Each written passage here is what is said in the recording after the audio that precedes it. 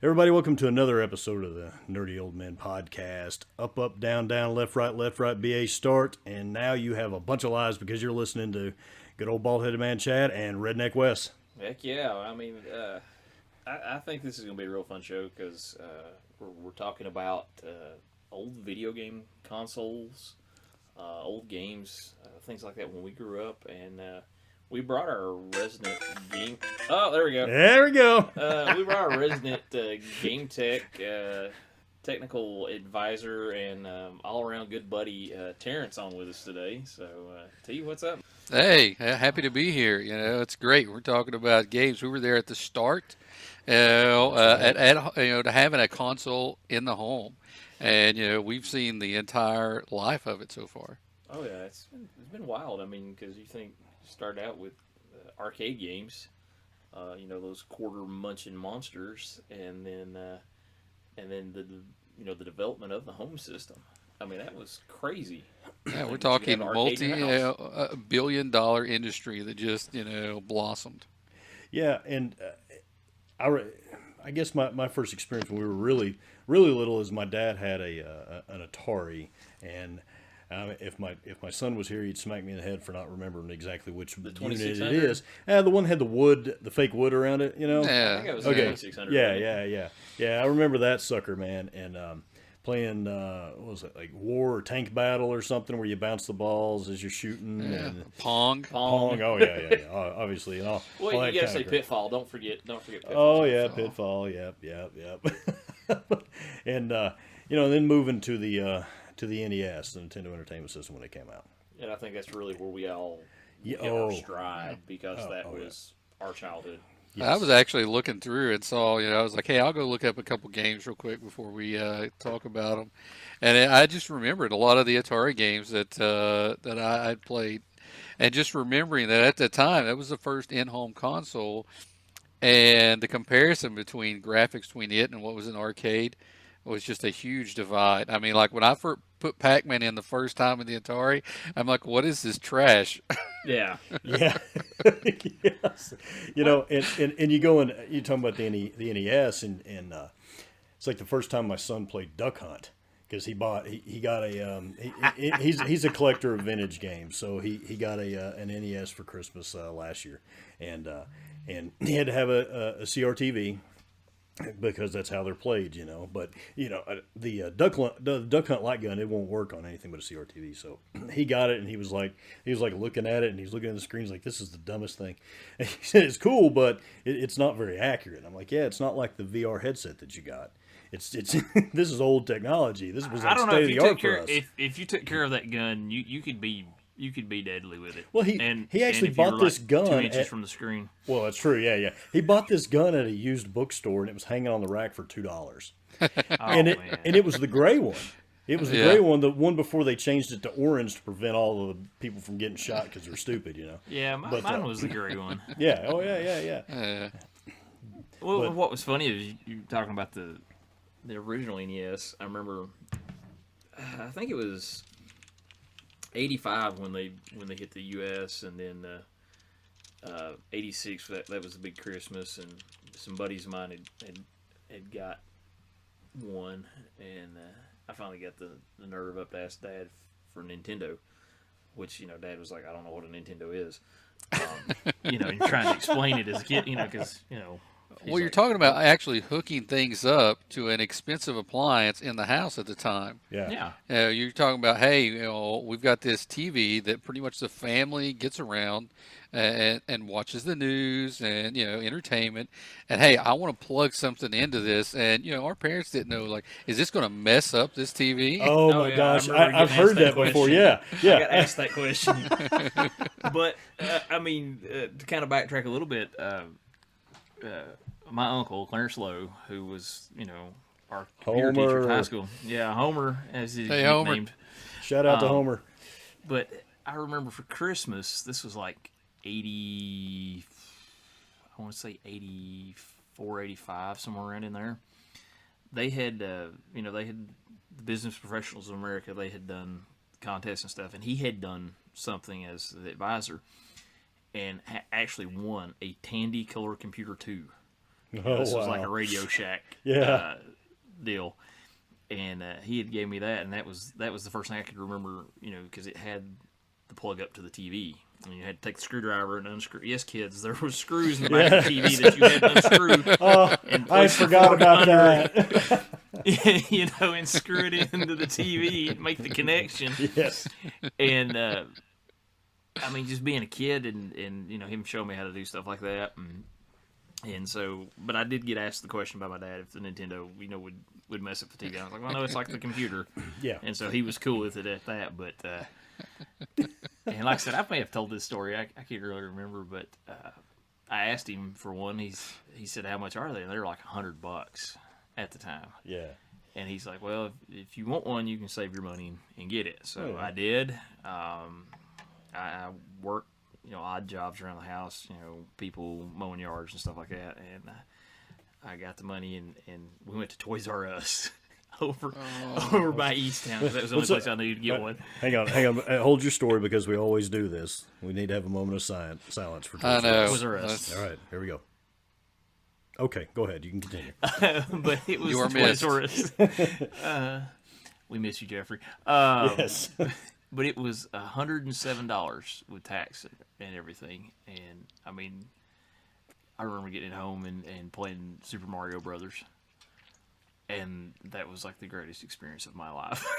Yeah. Oh, yeah. And I remember toting it around. Like I would take, go either if I was at home, I had it, or I would tote it to my grandparents' house and plug it Yes. in. And they were pretty much like, "We don't know what you're doing, but okay, go for it." Yeah. Yeah. Now we all have PTSD about Jam into that music. making those jumps and just barely staying on The block. true hardcore gaming. Yes. Oh my gosh. That's something else. And as parents, I know. Of course, my son, and I know your kids probably like it too, games and everything. But he likes the vintage stuff. And man, I'm telling you, from playing modern stuff to when he got into vintage and started playing some old stuff, he was like, "Dear Lord, this is the hardest thing I've ever seen in my life." Ghost and Goblins. Oh Yeah, gosh. well, they really had, they hadn't put psychology into it, because now games are about getting that dopamine hit. Yeah. So they want to keep you engaged all the time, not frustrate you. And so, how many times have we thrown NES controllers across the room? Those things are indestructible. I never threw one because I was afraid I wouldn't ever get another one. But I hit the bedpost. I had a round bedpost, and it got hit a lot with a fist. Yeah. Why can't I make this jump? I know. And there's no save points. Yeah. It was like Yeah. back to the beginning of the level. But that's something that came along that I thought was cool, was the save points in the games. Like, I guess maybe Metroid. No, Metroid had the codes. I guess it was Zelda was the first one I could think of. Zelda, yeah, but I never had Zelda, but Dragon Warrior. Dragon Warrior had the save battery such a in it. Fun game. Did either of you guys get Dragon Warrior free from Nintendo Power?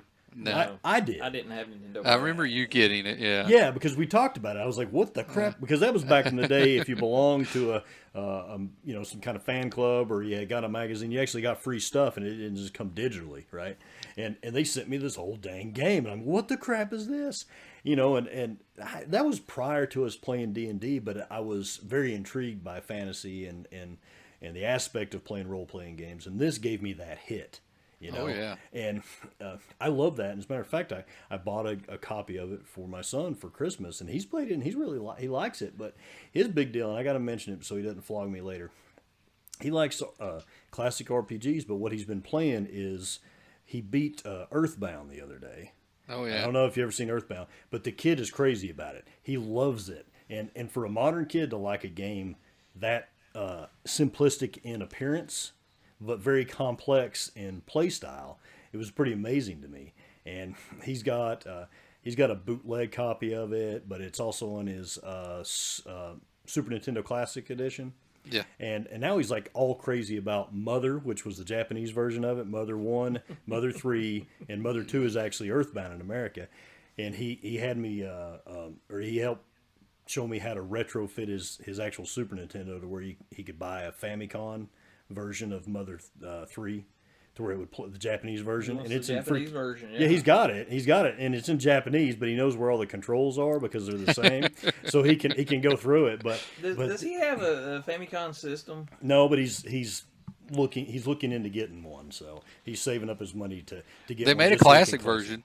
Did they really? Did they make a classic version of that? I don't. I think you would have to order it on eBay. I don't think it was sold in the States, but they made a classic Famicom. I'm pretty sure. But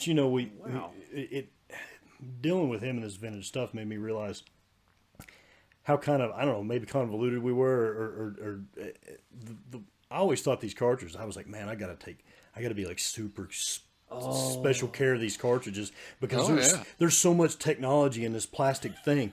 Well, he ordered the proprietary screwdrivers for Nintendo. Okay, they're aftermarket, and we got him because he wanted to open up his Super Nintendo to break off these little tabs so he could play Japanese games. So he goes, I'm going to open up this bootleg Earthbound I got, and then another one of my actual Super Nintendo games and check it out. I'm like, okay, man, if you really want to do this. Dude, have you ever seen the inside of those?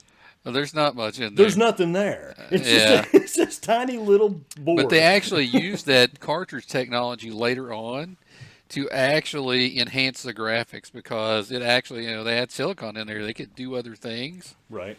And so that let them kind of, extend the life of the consoles using the cartridges that way.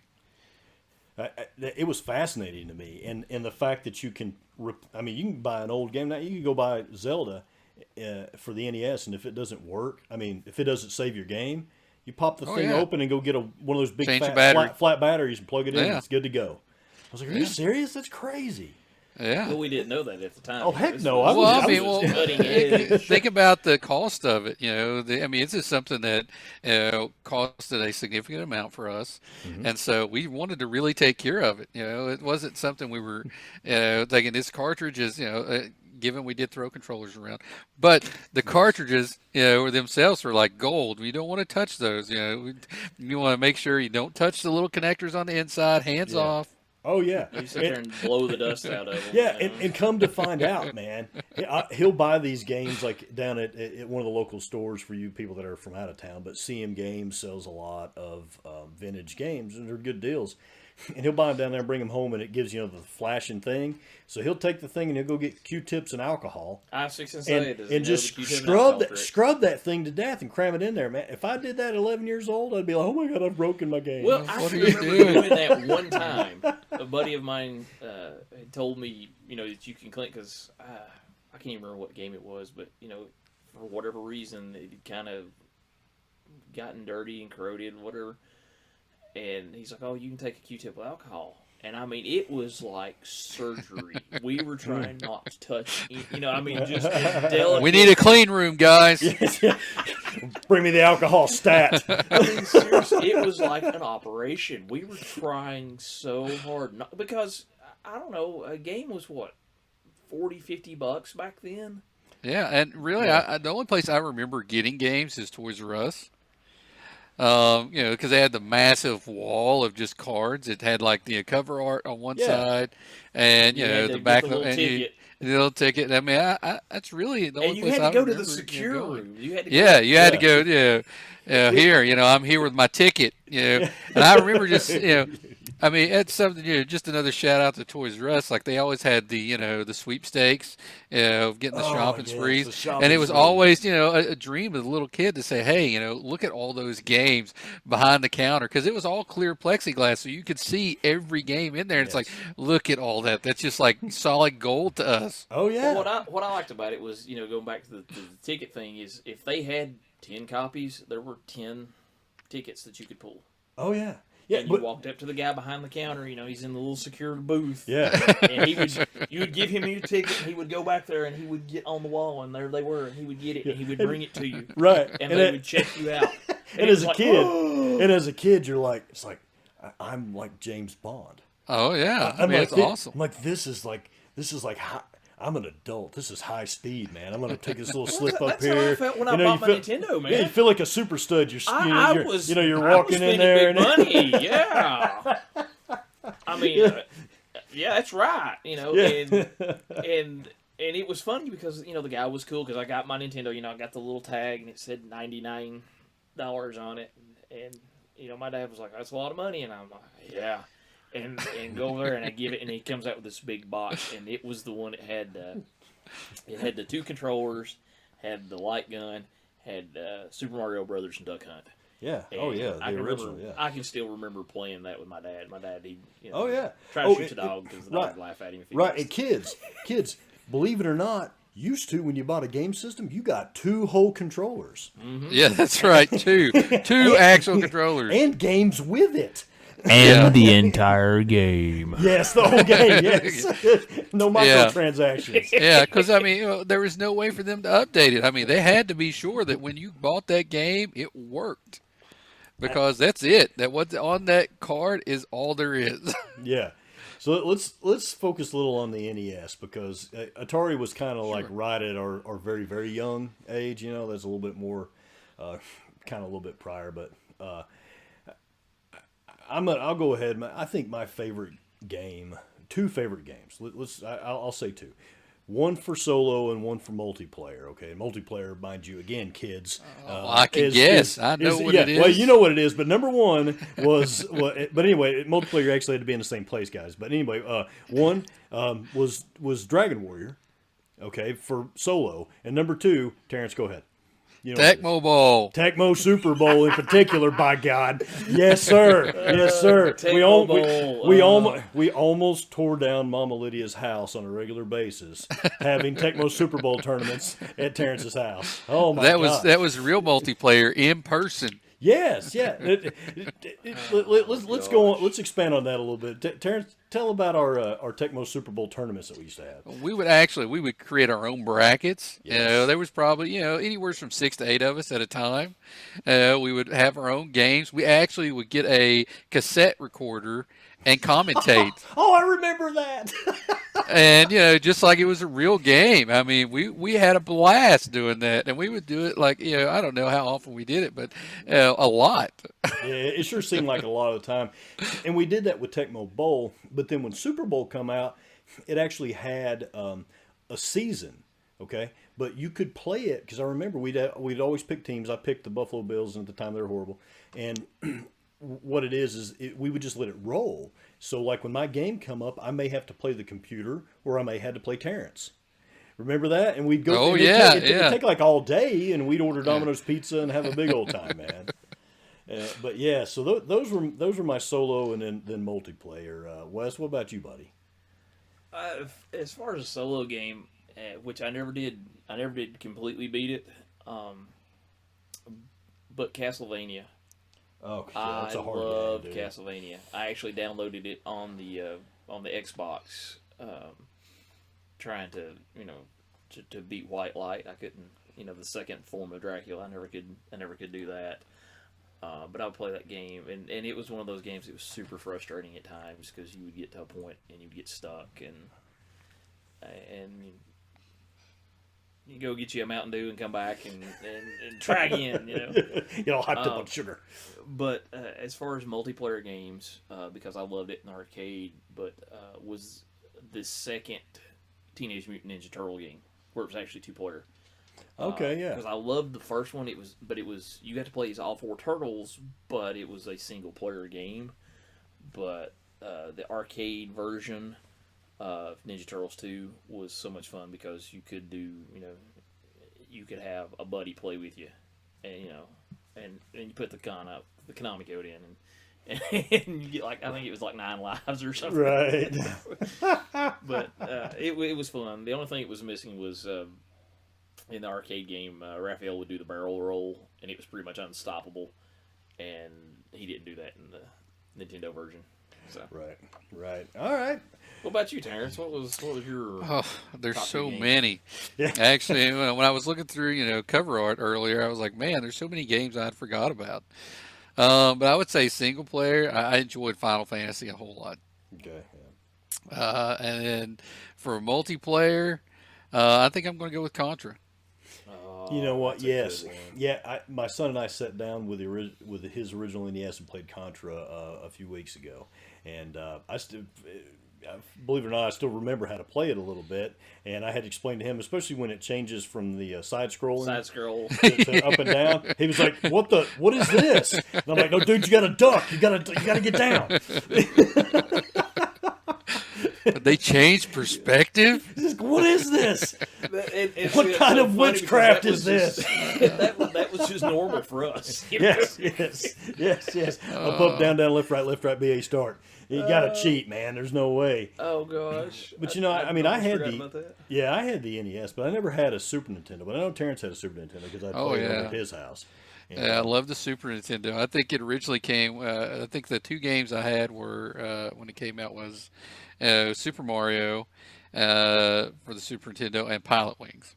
Pilot Wings. I've been trying to remember the name of that, but I remember I loved playing that over there at your house. There was just something about it was fun because I guess it was unique.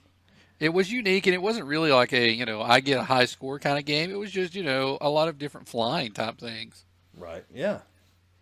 It's like, hey, let's try to show off these 3D graphics we have now. Yes, because they're amazing. But back then though, those games, like you said earlier, those were, I mean, not necessarily that one, but a lot of these games were very story based, and that's what they were focusing on, because I guess the graphics were, well, I mean, limited in comparison to what we have now, but it's not this bang, in your face kind of craziness. You had to pay more attention to it's dangerous out there. Take this with you. Yeah, take this with you. Yes. You know what I'm saying. But I just think those games are just better than. Well, it's talking about the graphics though, but it was neat to see how the games progressed. Even for the NES system, like the earlier games, like when you're playing something like Excite Bike. Oh yeah. It was very blocky, and it was a fun game, but compared to something like, say, Battletoads, where you could see the difference in the graphics. Same system, and Nintendo kind of, I guess, started like the farming out games to different developers. Well, yeah, because it was really early, and so everybody was making their own thing. There wasn't a toolkit like there is now, where everybody and uses the Unity engine to make their games. There wasn't a framework for people to latch onto. They had to develop a lot of this stuff in-house. So do you think, here's a question, do you think that made for more interesting games? I think it made for, definitely more varied games with a lot of different play styles. Because people would just make up stuff, and it would be some of these games like, let's go for the infamous E.T., where nobody knew exactly how to play that on the Atari, and so somebody just made something up. Whereas now, a lot of games fall into very specific genres, which is not a bad thing, because they do have better tools now. They can make games that are massive. Like Grand Theft Auto or Cyberpunk, where there's just a huge world to explore. Yeah, and going back to the old stuff, though, is just, after you've played the new ones and going back to the old ones, I can appreciate them, I think. Oh, yeah. Because as we were growing up and things improved, it's like, oh, man, this is so much better than the NES. But now you're looking back, and I was like, man, those were really kind of simple and fun. You could just jump in and out of those. Oh yeah, you didn't have to know 52 controls, read manuals. We had 2 buttons. That's right. You had 2 buttons, and you kind of and some games did have weird things. Bionic Commando had like the little grappling hook thing, so it was like we'll say like maybe an early version of Spider-Man on right console. Right. When that makes me think about something, man. The crazy peripherals that Nintendo put out with the original NES. Oh, yeah. And because, again, at the local used bookstore down at McKay, for you people that are local, I bought my son an Advantage down there for I paid like $15 for it or something. And you remember the Advantage, right? Oh, yeah, the big joystick, flat controller. the big buttons, great for like fighting games and stuff, man. Yeah. And he loves that. But he was like, did you have one of these? I was like, no, I had the Max. Oh, I loved the Max. I hated the Max. That thing was a piece of crap. It was the best controller because I love the way it was contoured.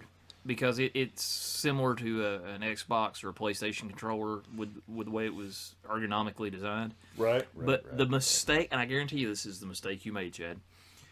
Everybody tried to use the little red 360 Cyclone in the That was middle. the point of it.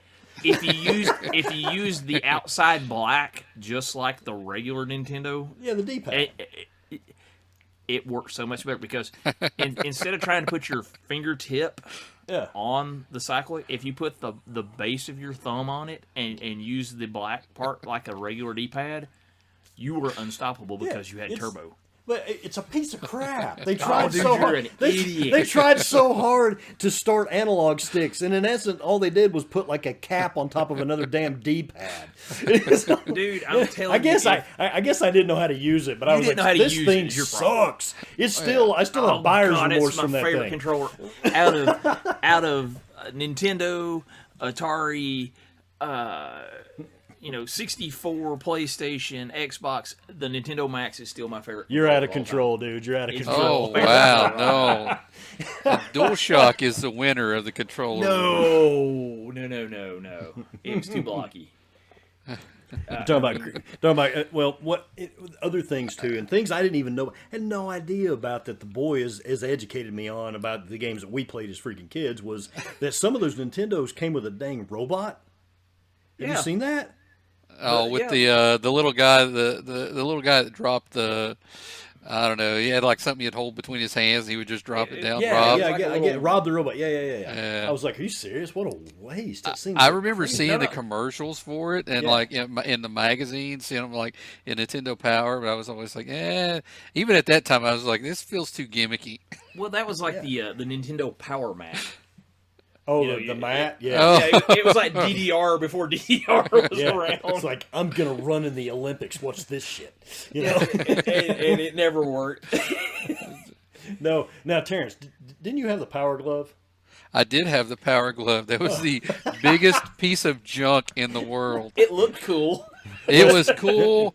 Advertised it well. They had a whole movie designed around it with the wizard. Yes. Yeah, and it was like, man, this is going to be cool. But the way it worked was very kludgy. I mean, you had to put all these sensors around the TV. You kind of had to hold it just right. And you kind of degraded it to just using the D-pad on the top of the palm, and it was like what was the point of it? Then It became a really nice display piece. Yeah, that was right there pretty above much the it. TV. I think that was the only real peripheral I had. I think I had the standard controllers, and then ended up with a Power Glove, and was like, man, this is so disappointing.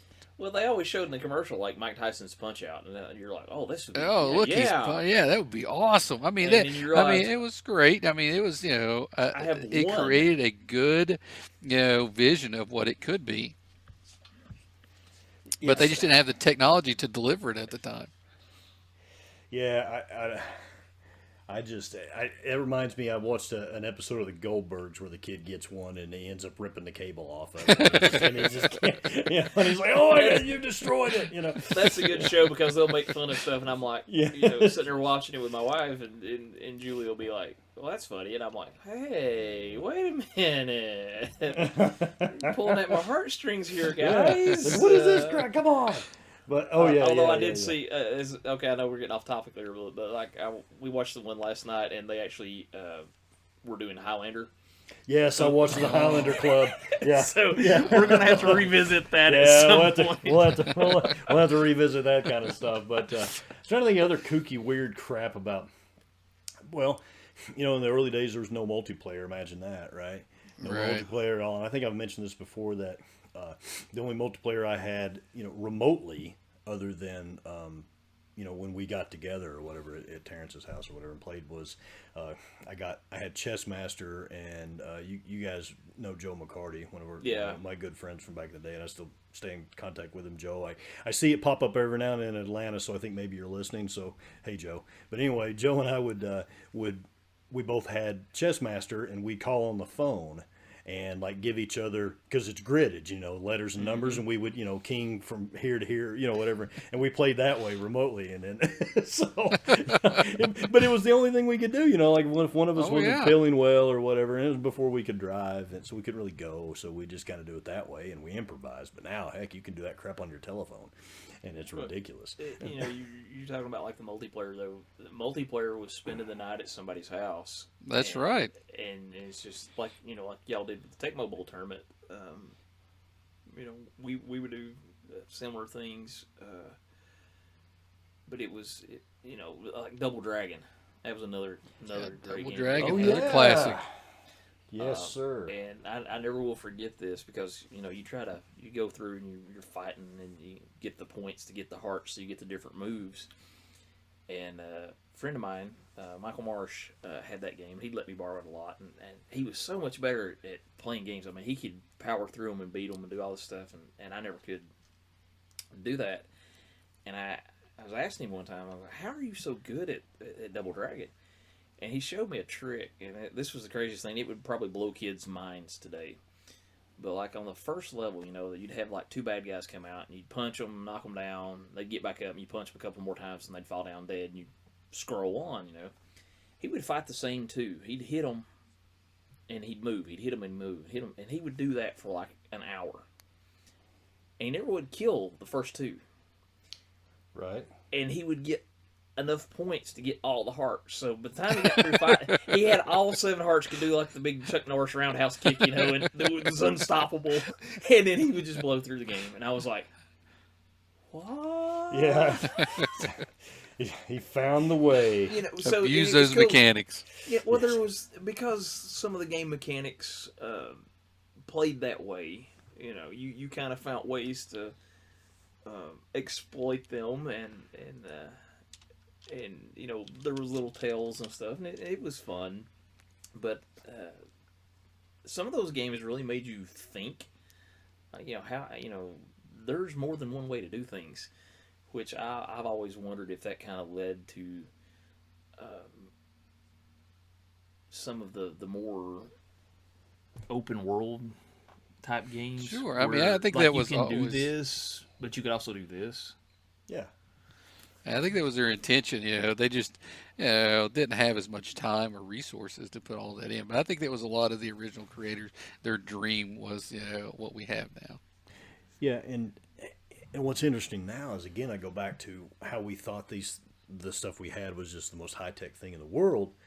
But Terrance, you turned me and the boy on to it. We got a Raspberry Pi and put it together, and then just loaded it with games. Oh yeah. And I mean, just like, holy crap. I mean, you can get, that's how these people, it's how he bought, how you get some of these games that are very obscure that they don't make anymore, you can't find them, is you got these ROMs you can just go and download and play the whole game. It's crazy. Just back then you thought, again, we had to drive all the way to Knoxville from where we lived and go to Toys R Us or whatever to get one, to get a game. And now, you download it in like 2 seconds. And it's just crazy. 2 seconds. And you have access to literally hundreds of thousands of games. I mean, the amount of content that's been generated in, I don't know, 30, 35, 40 years is crazy. Yeah. Oh, I absolutely. But I still go back and I think the original NES was probably my favorite system. Even with some of the ones that are today, I think the only thing I ever really played modern-wise in any significance was an Xbox 360, and I played NCAA football when it still existed. It's another thing that's gone away that's horrible, but that and Mass Effect. PC. What's that? Don't PC. forget the PC. We'll do a whole show on the freaking PC, because we did one on BBS games. We'll have to do a whole thing on the whole LAN, freaking Command and Conquer, all that. So we'll get to that one, because that's a whole nother another thing. But there was just something about taking cartridges, man. I've always kind of liked the cartridges. I mean, it's probably the same reason I still like buying physical games today. I mean, I hate buying digital games. Digital copies. I mean, you guys see all this the silly junk I buy. I love the collector's editions of things. Yep. Yeah, I like the swag. I mean, I think that all Really, I spurs never from noticed. all the original games. Because I mean, you get the Nintendo cartridge. You'd have a sleeve for it, and usually have a fairly thick book. That came with it. Oh yeah. And so it was there was stuff there, and sometimes it would have a map that would come with it. I mean, there was all kinds of cool things Was that they just would pack in there. the art on the box? To me, a lot of times that was you would get a game sometimes, and the artwork would be better than the actual game. Well, they had to sell it that way because if you looked at the back of the box and saw the game, you're like, I have no clue No, what I'm this talking is. about just like you would get a game, you're like, this game sucks, but the whole reason I bought it was because Oh, exactly. cool Because picture. you see like Conan the Barbarian on the front with a massive sword and like Yes. a decapitated dragon. You're like, this is a game I'm going to play. Yeah. And then you get it back and it's like two dots going back and forth. It's like, what is this? What is this crap? Yeah, but it was. And we played it, and But, we liked it. Well, back then we had to use our imaginations. Yeah, there was a know. lot of, I mean, think about like, gold box games, which, that's going to PC and stuff. But there was some Dungeons and Dragons games on the NES. I think there was a Dragonlance one, and its graphics were horrible. Oh, I had not seen Dragon Warrior, in person in however many decades, and Yeah. we plugged that in there, and he was like, "Oh, this is kind of cool." And I'm looking at it, and I'm like, "Man, it seems so much cooler to me." Back then. You're fighting a slime. Yeah, it's a blob on the screen, but to me, it was real. Oh yeah, I mean, we filled in that gap, and so I mean, I think we lose a lot of that now because the games that you play now are more real than reality sometimes. I mean, when you have a character on the screen and you can actually see them sweat, it's like, come on. Yeah, that's. I mean, I think that some game designers can get away with being lazier about story and of things course. like that because they can just throw this flashy, wow, bang stuff in your face, and it takes away from it. They can hide some of that. Yeah, Cause no doubt. Yeah, yeah. I mean, it's just Castlevania had a good story. I still want to know what the story behind Paperboy is. Exactly. That was a fun game, but it's like, is that it? He just delivering papers? That's right. Why is his mom sick? Is he like Wes trying to save up for a Nintendo? That's what. I mean, what is the on? backstory for the I want Paperboy? to know the story. I want to know how bad it was. That's like, why is he doing this? Why does he keep dodging dogs? Why does he keep getting hit all the time? Does he have What medical happens if he bills? breaks a window? I mean, it's like, come on. It's a horrible thing. It's awful. But would a game like that, Dr. would a game Phil. like that I need play Dr. now? Phil. I mean, would a game like that play now? I mean, would kids, relate to it? Yeah, Would it I be think it's fun? Grand Theft Auto. Yeah, it's just with cars. That's what it is. It's just with cars and hookers and That's stuff. right. Yeah, that's what it is. Kids are different now. And I mean, even kids, don't need. I see, my kids seem to like playing non-story games right now. They like Minecraft and they like Fortnite, and that's just basically exploration games. And it's like, I'm like, please go play something else. We've got so many games in the house. Yeah, I just, it's like the kid's got he's got an Xbox One down there, and he'll get on it and drive. He's got a little driving seat and steering wheel and stuff, and he'll do that. But I'm telling you, he'll spend hours on the weekends in there playing this old school, Earthbound and Mother, and these old school, top-down RPGs. And I guess because it's so different. Yeah, it's different. I think it's a little more engaging. Yeah.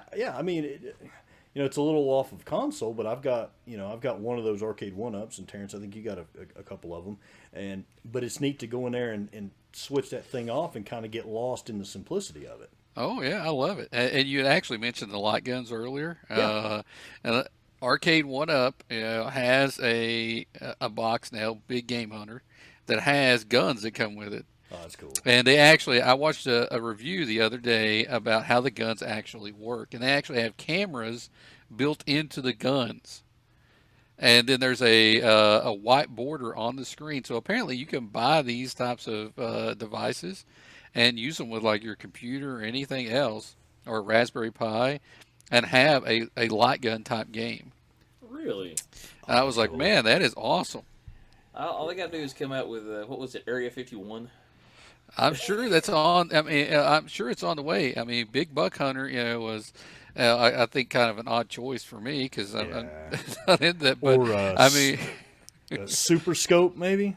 Super Scope, or there was like, what's some other ones? Terminator. Yeah. There was lots of like shoot 'em games that we used to play that would. I mean, it's endless for those. And Arcade One Up has really brought a lot of old arcade games back to the front, and made it we'll say semi-affordable. They're still priced a tad high. Those people are whack jobs, man. I mean, they're so awesome, but you're not, man. It kills me. Back when they first came out, they were a little bit cheaper, but now they want like $400 to $500 per. Oh, yeah, unit, yeah. man. Yeah. And I mean, let's be real. This is an old game, and it's cool and all, but come on. It ain't $400 or $500 cool. No, I mean you get a system for that, man. I mean, That's right. I mean, Well, 'cause- okay. Going back to the systems real quick. Because like I said, Nintendo was like $100. And then I know, Terrance, you had Super Nintendo. Did you have N64? Yes, I had the Nintendo 64. I had a Master System. I had the Genesis. I think the only one I didn't have was like a TurboGrafx, and I'm trying to remember if I had an original PlayStation or not. I know have a Patrick. Yeah, I had a GameCube as well. I remember going to Lamb's Inn and playing the original PlayStation with Derek and Patrick and Peace. cool. We play a Battle Arena Toshinden for hours. Jeez. Well, see, I can remember, like, I went from the original Nintendo to a PlayStation 2. And the whole reason I got Oh, the PlayStation wow. 2, yeah. Holy moly.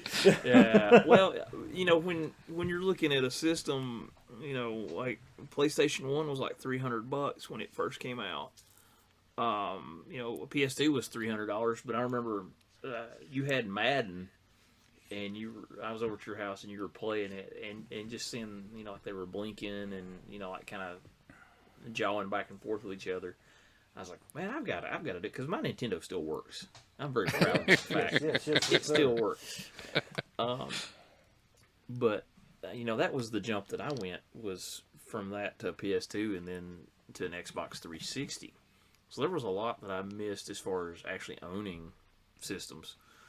But I mean, price wise, that was always the biggest deterrent for me. Well, yeah, there is that for sure. And they're super expensive now, especially trying to get a new system. But Oh yeah. but we brought in Terrance because he's had all these. He had a bunch of good game systems, and he is our IT guy, so he understands a lot of this kind of stuff. But And his mom was cool enough to put up with all of us being over there. yes, she That's did. right. She did. She's a saint. And but what we're going to do is, he's done it before, but we're going to subject Terrance again to the Nerdy Old Man Rapid Fire question session.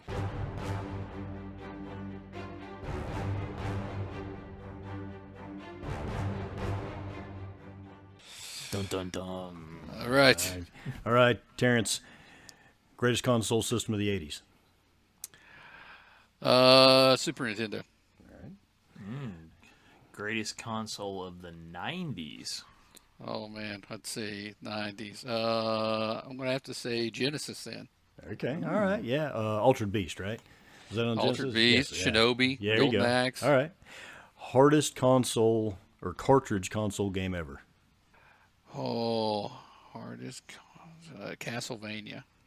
I would agree with that. It'd be Ghost and Goblins, but that's okay. Yeah, or Ghost and Goblins. Yeah. All right, Les. What was your I guess most memorable game beat? Like a game that you beat that was like, I have arrived. I'm I'm gonna think Final Fantasy. Okay, yeah. All right, that's a good series right there, Final Fantasy. All right, an old school plastic console game that you would like to see a modern developer recreate. Man, there's they've already recreated so many of them. Let's see. I know it's kind of tough because you're right. Some of them have been, and it's probably a crappy question by me, but still, there it is. Let's see. One that they have to recreate. Man, I'm sitting here. I actually made a list of games that I remembered, and I'm sitting here going through it, going, they've recreated all of these games in one way or another. Well, maybe that's the answer. Maybe they have taken some good games. Because I was thinking super off-road, but they've actually made an off-road racing game. Top Gun, they've made plenty of those games. Castlevania has been recreated a dozen times. There you go. Okay, officially, that was Chad's worst question. Wes, go ahead. I mean, how do you follow that up? Okay, best fighting game, would it be something like? Oh, I already got the answer. Okay. Pro wrestling. Yes, the original pro wrestling. The original pro Starman. Starman. Yes, sir. Freaking Starman. The Iron Claw. Yes. Oh, gosh. Yeah. Hey, man, that's a good one to end on the question session on right there. By golly, Can't go wrong with Starman. No, that's absolutely great. The guy in the pink leotard. Yes, sir. It doesn't get any better than that. If they redid that, though, they'd have to create a character for Perfect Pat. We'd have to have Perfect Pat in the wrestling ring on that one. So. Well, I mean, he may be Starman in disguise. That's true. That's true. You know what? I like that idea. I like that idea. That was a good trip down memory lane right there. And I'd like to take a moment to shout out to my boy, my son, who came up with the idea for this particular episode. So a shout out to Brady. So and his mean old bald-headed dad who wouldn't let him be on the show. That's great. It's nerdy old men, not highly intelligent young boys. But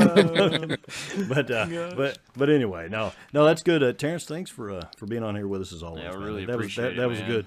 That was a good time. I appreciate that. Yeah, thanks for having me. So, guys out there, we're getting a lot of good listeners, and we appreciate every one of you. Interact with us on Instagram and Facebook. We want to hear your comments and your ideas for shows, and elaborate on some of this stuff.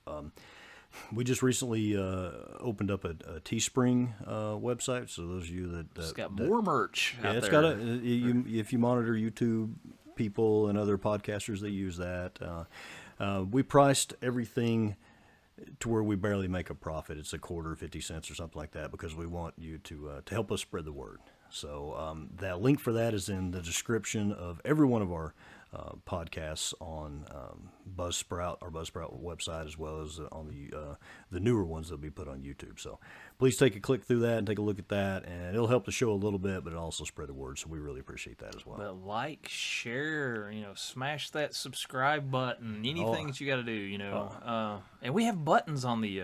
Yes, Buzzsprout yes. page. You go to the Buzzsprout page of the upper right-hand corner. We'll take you to all of our social medias, as well as the donation page, and we appreciate every bit of that. And give us some ideas of great new shows. We've got a couple other on-location ones coming up in the near future. Go back and re-listen to some of our old shows and see if we've improved any at all. So until next time, don't forget to smash those buttons and beat those bad guys. Yeehaw.